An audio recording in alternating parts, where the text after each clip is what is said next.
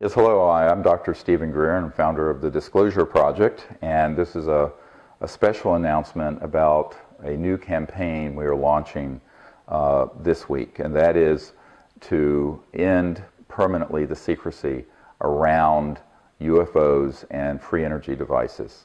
All of you are familiar with the work we did with Sirius, which became the top pick on Netflix in the past year. And I'd like to thank all of you for supporting that project. This project and the Disclosure Project, launched in 2001 at the National Press Club, are really focusing purely on top secret, unacknowledged special access projects that deal with the UFO, extraterrestrial, and free energy or zero-point energy fields. And what we're doing with this campaign is not just advocating for the government to do something. This is the campaign that will actually end the illegal secrecy. And what's key about the words here is that we are doing this, not the government. And I think you have to understand that the people are the government in a democracy. And our government has completely failed us on this and many other issues and is dysfunctional and corrupt. Therefore, it's incumbent on us, the people of the world, not just the United States, to come together to support this endeavor. We are now working with people from all over the world who have access to archives dealing with the UFO subject, government top secret witnesses, videos, photographs, and other material. And we are asking you, the public, to support this campaign. And you can go to our website, SiriusDisclosure.com, to support it in a number of ways. But one of the chief distinctions I want to make between this and other disclosure efforts that are going on is that this is not an effort to ask anyone else to do it. This is a campaign where we, the people, actually do it. And we are therefore calling this the campaign that actually ends the illegal secrecy. Illegal is a key word here, and I want all the military, corporate, intelligence officials, government officials who know about the operations that deal with UFOs, advanced technologies such as zero-point anti-gravity, gravity control, and related subjects, that those projects, even though you may not be aware of it because you are in a compartment away from most of the other leadership of the organizations that manage them, are being run illegally. I will get more into this in a moment. What the public needs to understand is that the future of our civilization, not only in how we live on this planet and whether we have an environment and an biosphere, an ecosystem to live in, will be here, but also how we're going to live into the future and what our relationship will be with these interstellar civilizations is hanging in the balance. And so this isn't something that we can expect the next president or the next Congress or the next Parliament in England or whoever to deal with. Personally, I have been involved at that level since 1992, whether it be top generals at the Pentagon, the Clinton administration, the CIA director for President Clinton, etc. And what I have seen is that there is enormous interest in those corridors, but for the most part, they don't have access to these unacknowledged special access projects.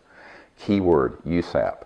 And since they don't, there's only so much that they can do.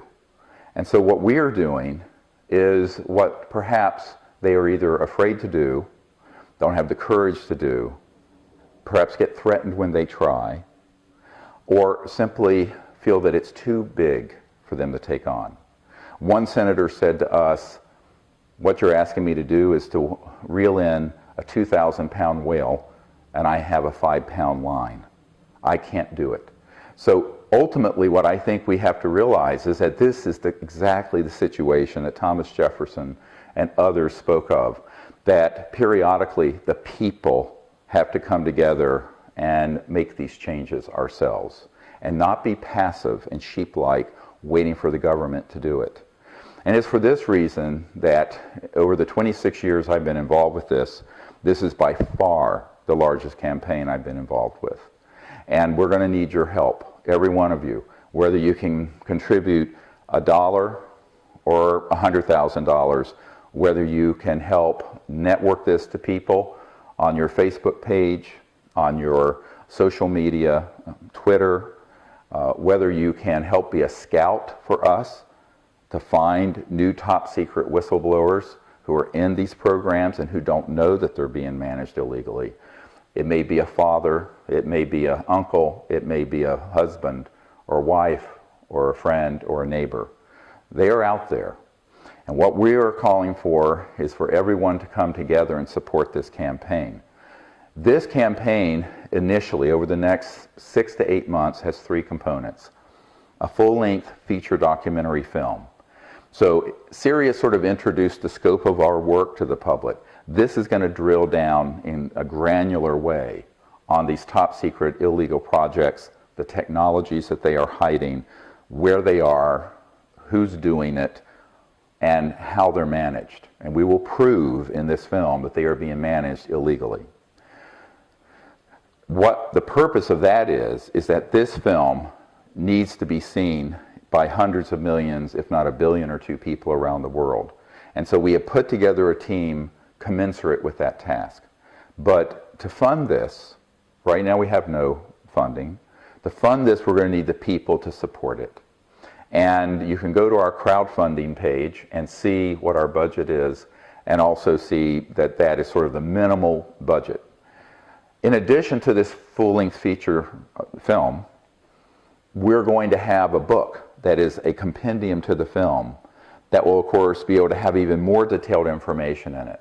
World-renowned author Steve Alton, who's a New York Times best-selling author, also has a publishing company. And his publishing company and I have joined to put out this book that will be the definitive collection of evidence and information that anyone wanting the proof on this subject would be able to pick up and read. And it will be distributed in the mainstream distribution system for books. So that is also part of the crowdfunding campaign, is the production for that new book. And then the third component, which is being studied, I can't say that we have all the elements in place, but we have many of the elements in place, is a global concert and announcement event for the film, the book, and most importantly, for these new energy technologies. Now here I want to make a comment, and this is something incredibly important. Over the last month, I have met a number of people who have committed to not only putting on this concert event, but who also have access to some of the most renowned musicians, celebrities in the world. We hope we can organize this in the next few months, with both the film and the book, but also a featured technology will be on the stage. Now this is something we are still running to ground. I do not want people to think we have it secured yet, but we're on very close to the acquisition of one or more of these systems, even if they are prototypes. And when I refer to these devices and technologies, I'm talking about a closed-loop free energy device, something that runs itself, the input is charged from the output, and it is running and powering things, putting out usable kilowattage of power, or wattage. We know these have existed for over 100 years, since the time of Tesla and before, and they have always been suppressed. We now know that there is a support team behind us who have the financial ability to make any reasonable offer to anyone in the world with such a device so that their needs can be taken care of financially, and we can open source this to the world. Let me be very clear on what I'm saying. We have the team in place to provide any means of support that is reasonable to any inventor or technology holder with such a zero-point or free energy device, even something like LENR, the low energy nuclear reaction, cold fusion systems, zero-point quantum vacuum. We have these folks on board this project at this time, and they are committed fully to open sourcing this. Our agreement is explicit that the people who will work with us on this and are working with us have agreed to support the scientists, the inventors, and the technology holders in any way they need to, financially. And strategically, my team will launch this technology and put it out to the public free of cost. The plans, all the intellectual property will be open source, no patenting, and no secrets, so that the world can quickly adopt the technology and pull us out of the precipice, away from the precipice that we are plunging down. And that is a biosphere collapse due to our use of fossil fuels and nuclear power and the increasing have and have not impoverishment of the world that is necessary, unfortunately, when you're using fossil fuel systems and central utilities. Half the world's population is in enormous poverty, and this is an artificial result of the energy system and the basic infrastructure our civilization is using. So as an act of compassion to our fellow humans, we know that this needs to be moved in a way that doesn't fall into all the pre-existing traps dealing with technology seizures, national security orders, patent seizures, corporate buyouts of technologies that then put them on a black shelf. All of that has to be overcome, and the only way to do it is to get these technologies, have them independently reproduced and proven, and then massively, and I mean massively, disclosed. So our goal is that this concert and technology announcement event would be a global celebration of us starting a new chapter in human civilization on Earth. A civilization that can endure for hundreds of thousands of years without destroying the biosphere and is worthy of going into space peacefully and is capable then of having a just society, so we find a way to make peace on this planet. This is really the scope of the project. And over, I would say, the 26 years that I've been involved with this, I have never seen the sort of support and significant people who now get it. And I think this has reached a critical mass of consciousness where the people who understand the problems that we're in this planet now are really on board. And these are really substantial groups of folks, not just in the United States, but in the Middle East, Europe, Asia, India, throughout the world. Now, I've been carefully building this network for 25 years. And it is my hope that this is now going to be the fruition of those endeavors. But we really can't do it alone. We not only need your financial support for this campaign that ends illegal secrecy, we need your networking support, because the reason we survived the launch of the Disclosure Project is that there were millions of people watching. Anyone who tries to do something like this in obscurity, I was told in 1991 by a national security attorney, they are all dead men walking.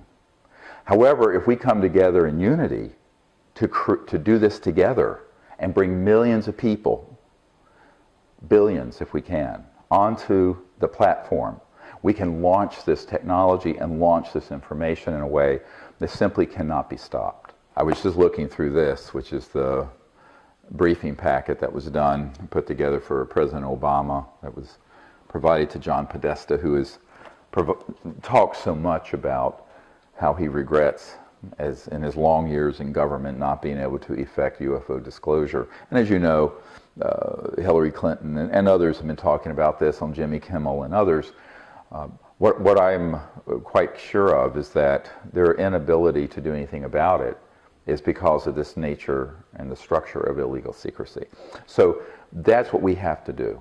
We have to do this because the system here in Washington, and by the way, I'm speaking to you from Washington, D.C., and looking right now at the Washington Monument and the White House.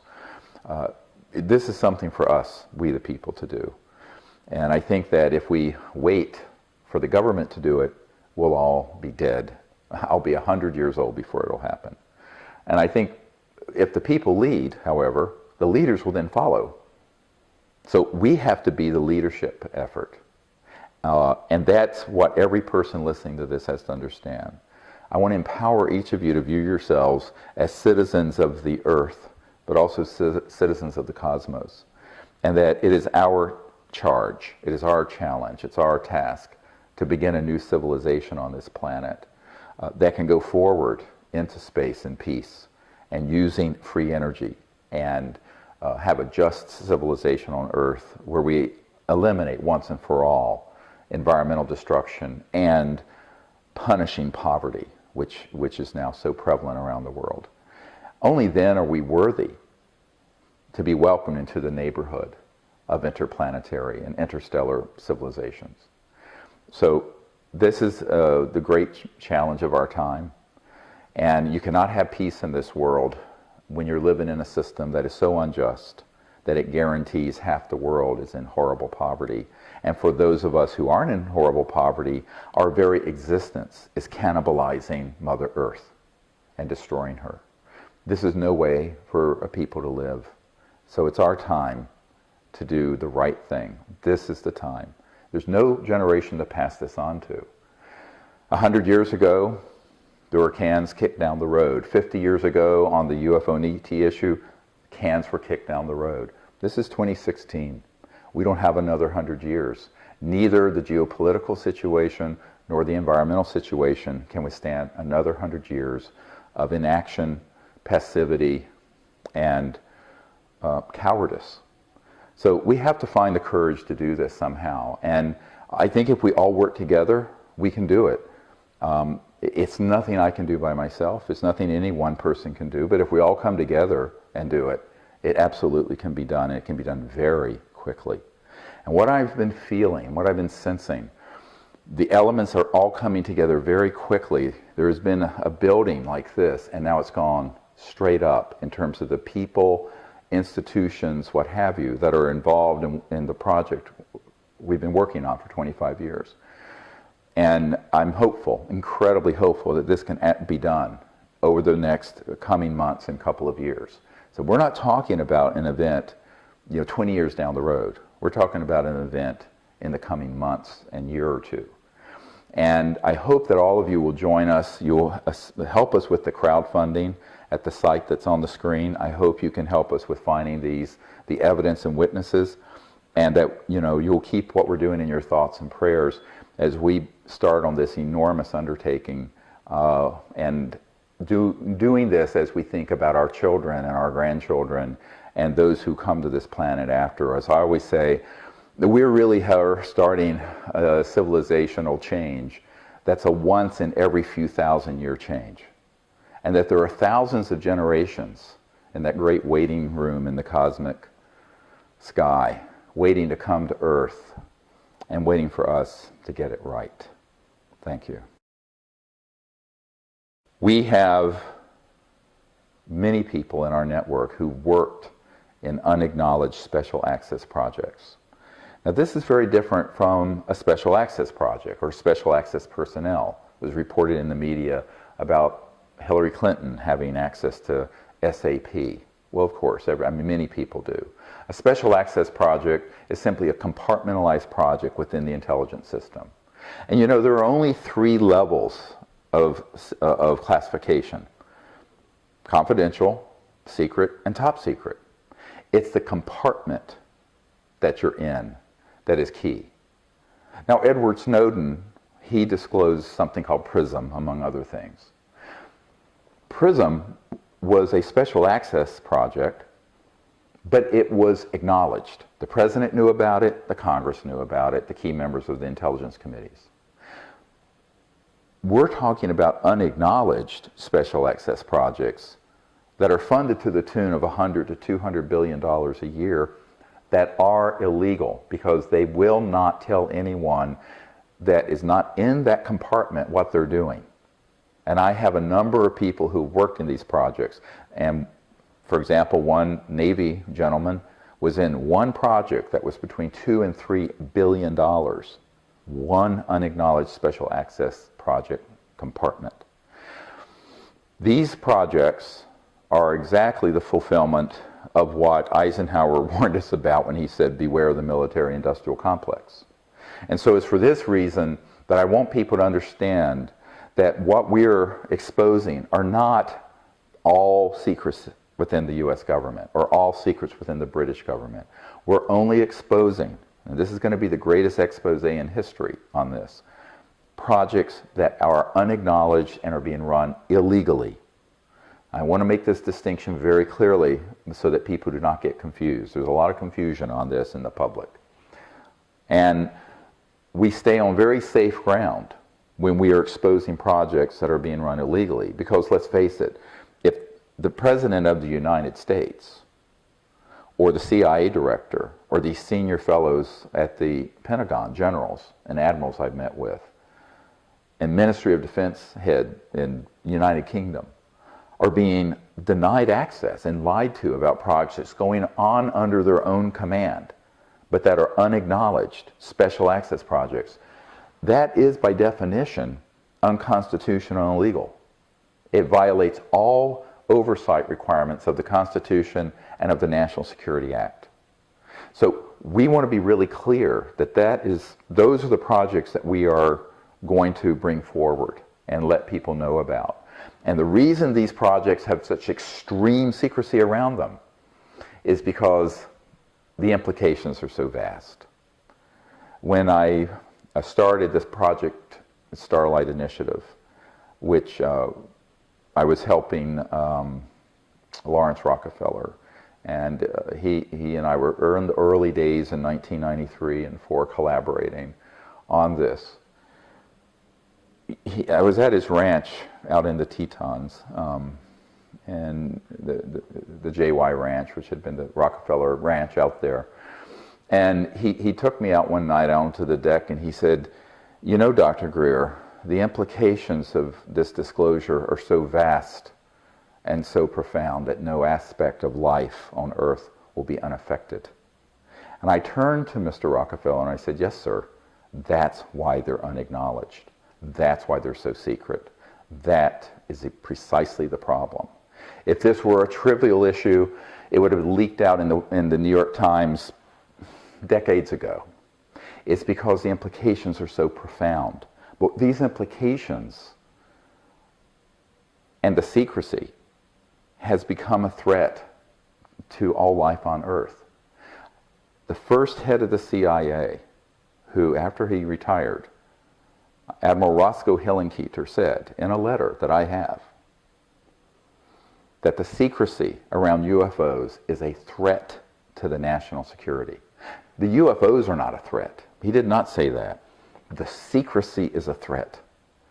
And so it's not only a threat to the national security of the United States and other countries, it is now, and that was in 1961, it is now 50 some years later, has become an existential threat to all life on Earth because we are now destroying the biosphere and also creating a geopolitical time bomb where there's so much poverty and disparity of income that it can go in only one direction, and that is violent global revolution, unless we fix it. And so that's why this issue is so important. It is not a trivial issue.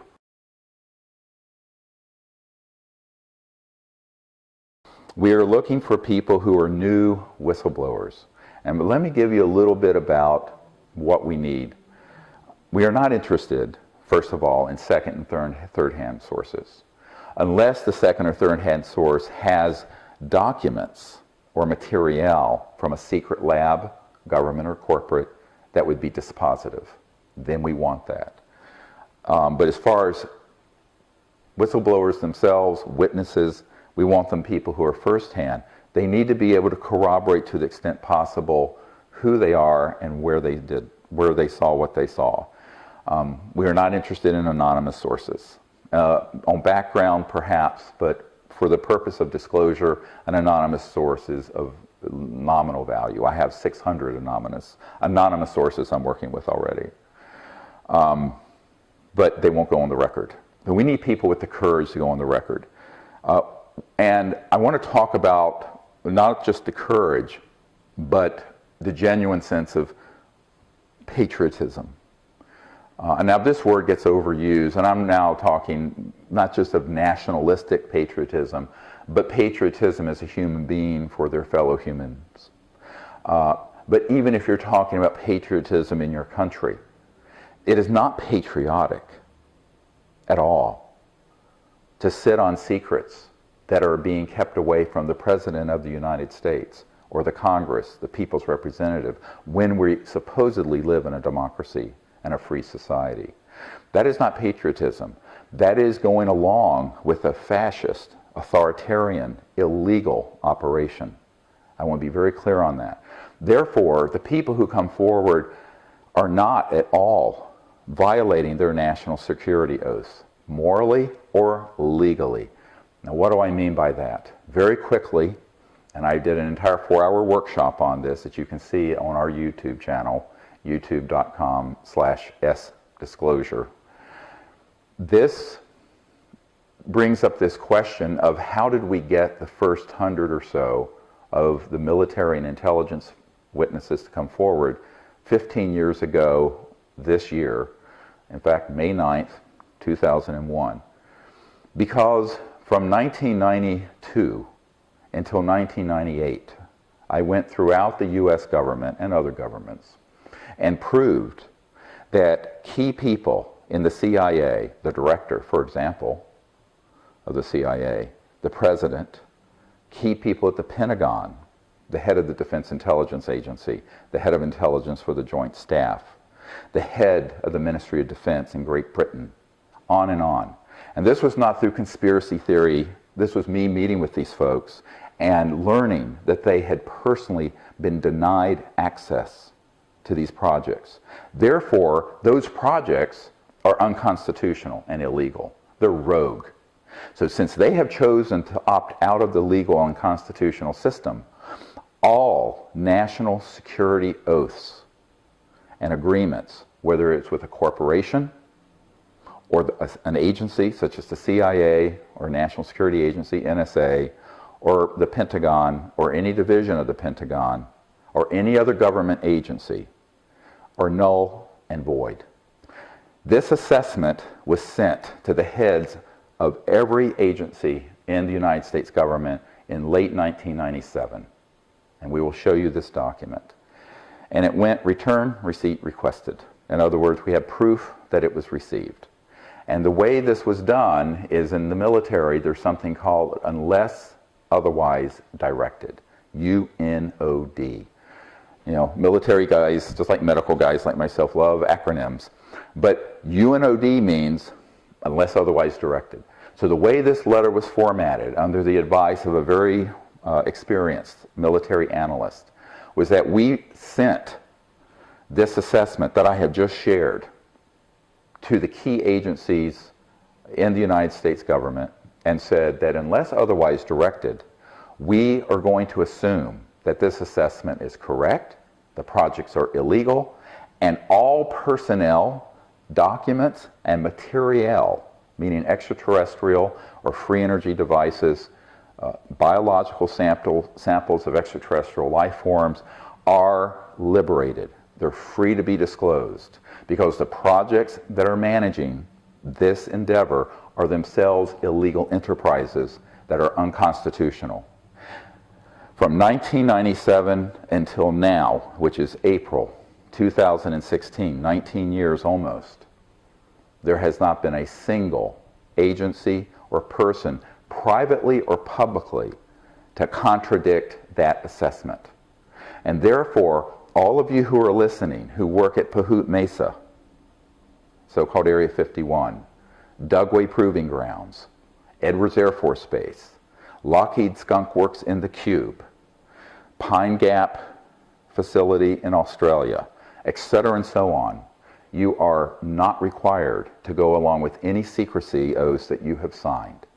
I am asking all of you to contact me at witnesses@seriousdisclosure.com. We'll put that up on the screen. Witnesses@seriousdisclosure.com.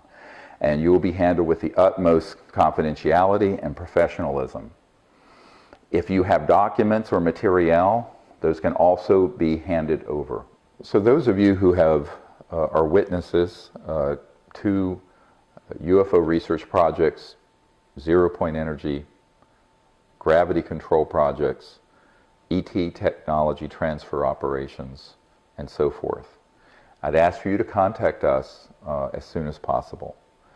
And I also would ask that those of you who have knowledge of the counterintelligence programs that have staged illegal mutilation and abduction projects also contact us. And those of you with knowledge of SDI, the Strategic Defense Initiative, which has been piggybacking within it a operation to target extraterrestrial vehicles as they approach Earth or around the Earth. In addition, civilian victims, firsthand, who have clear memory or evidence, video or otherwise, of having been abducted or been witness to paramilitary human involvement in military abductions and mutilations that are staged to appear as extraterrestrial, please contact us immediately.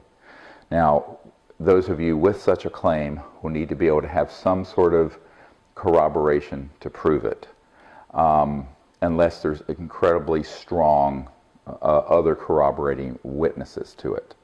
But we know that this is going on. We know that many of the people who have been victims of these operations have been, in a sense, cannon fodder on a psychological warfare campaign to prepare the public for a false or cosmic flag operation. A false flag operation, it basically is when covert military or intelligence operations stage something when there's no evidence for it in order to manipulate the masses. I mean, this is exactly how we got into the Iraq War, with evidence that didn't exist. The Gulf of Tonkin in Vietnam was an exaggeration, if not a complete falsification of an attack on our ships in Vietnam to stampede the Congress into funding that disastrous endeavor. And we know from sources inside the covert, unacknowledged special access projects that these plans are in place to hoax a threat from outer space. Those of you who know of the plans or who have been involved in the tactical operations dealing with this hoaxing need to contact us, as we wish also to expose those operations so that the public is not deceived again, or can be, or as the WHO said, we won't be fooled again into another disastrous conflict, which this time they were trying to create an interplanetary conflict. So we want people who, with knowledge of that from either in the civilian sector who have been victims of these events, or people who have been operationally involved, of whom I have interviewed about a dozen, but so far they have not been willing to go on camera. We need these folks to go on camera and with evidence, because this is very important. If not, we will not include it in the film. We have to have all of this nailed down to dispositive proof. So we're asking for cooperation on those areas. Also, people who may be in the civilian sector, who have inherited from family government documents, parts of UFO craft, if we know these exist, or other extraterrestrial artifacts or evidence, please contact us. People who are in current projects who have this sort of evidence also can contact us, or if you are retired, it was expressed to me last night by a CIA figure, very prominent, who's retired, that he's afraid that his retirement package benefits would be at risk. It is not at risk, because you are not going to be punished for exposing programs that have been run illegally, because, and we can prove in a court of law that they are illegal. And since we can prove this, what we have found with everyone who has come forward from the 1990s until now have been left alone. Every single man and woman who came forward and has come forward has been completely left alone. They have not been threatened, they have not lost pensions, they have not had any repercussions at all, because we did this unless otherwise directed strategy, and it has worked. So I would encourage you to find the courage to do the right thing and step forward on behalf of humanity and certainly on behalf of the people of the United States, if you're in America, or the people of whatever country you are in. And believe me, these programs extend around the world. It's not just the United States. The question of technology. The technology we're looking for, we have a couple of that are in pursuit, close pursuit, are technologies that we know there are thousands of inventors and groups around the world over the years who have been victimized by new energy suppression. And the Federation of American Scientists in 2010 wrote a report on this, their national security project, that over 5,100 patents had been seized.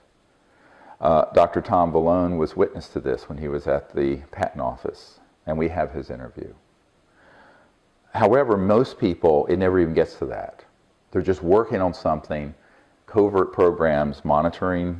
As Ben Rich of Lockheed Skunk Works says, there are no private conversations anywhere on earth. They go in and they just seize it. Or it begins to emerge and it gets tied up in a legal or business entanglement. And usually the business that is doing this is a front for the intelligence community and or the cartels involving oil, fossil fuels, petrodollar, macroeconomic interests who want to keep this secret. So if you have been a victim of this, we want to hear from you. Just like if you have been a victim of a covert hoaxed abduction or mutilation event. If you have been a perpetrator working on behalf of the U.S. government or a corporation to acquire these technologies and keep them secret, we want you to come forward and tell your truth. And you will be protected as you do this. So that's another category of witnesses we want. Now, when we're talking about a system that's operational, we have a team of people. It's backed up out of Europe by thousands of engineers. And if you have a legitimate operational system or can build one up because you have done so in the past, very quickly, and by very quickly I mean within the next couple of months, we require the following. It must be able to be transparently tested and then from the plans independently reproduced and proven. We are not interested in secret black boxes at all. You must be willing to cooperate with a project of this technology being open sourced and provided to the world without patent or intellectual property limits. This does not mean, and this is the first time in my 26 years I can state this, listen very carefully, this does not mean that you will not be compensated. If you put your life's work in this, you will be compensated. And I'm not going to talk about numbers, it's not appropriate, but let's just say any reasonable amount can be provided to you. And then lastly, it has to be closed loop. What do I mean by closed loop? It has to be something that the input power that starts the technology, whether it's a battery or a capacitor system or whatever it is, has to be run from the output while the device is still carrying, running something in the real world with wattage power. A practical operating system.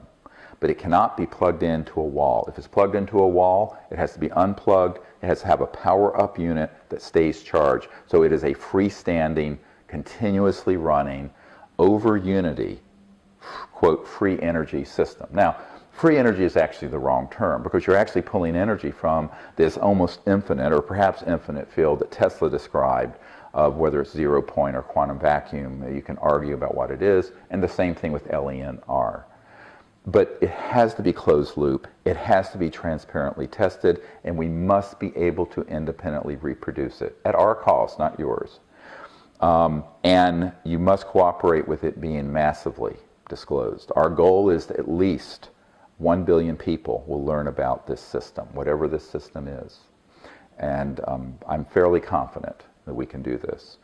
Now the reason for that is that once hundreds of millions or a billion or two people know about it, it doesn't matter if the mainstream media won't report it because they're lackeys of the agency, the intelligence community.